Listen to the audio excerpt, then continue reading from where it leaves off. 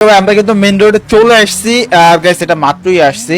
চলো এবার আমরা একটা খুব জোর একটা এই রে ভাই আমি তো সরি আমি রং রাস্তা দিয়ে গেছি, আমার এই বামে যেতে হবে ভাই, লেফটে যাওয়ার কথা, আমি চলে এসেছি রাইটে।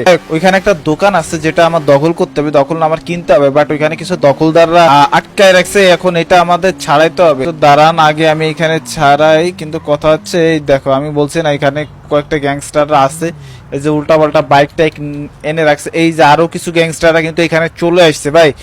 এরা কিন্তু এখানের দেখেন মুখে একদম মিস্টিকার মেখে কি একটা অবস্থা করছে, বাট আমি এদেরকে মেরে দেব, আমি এদেরকে রাখবো না। আমি জানতাম এদের কাছে গান টান থেকে শুরু করে সবকিছুই আছে। সাবধান, আমার কাছে কিন্তু গোল্ডেন পিস্তল। আয় বেটা আয়, এই জায়গা আমি কিনবো মানে এই জায়গা আমার।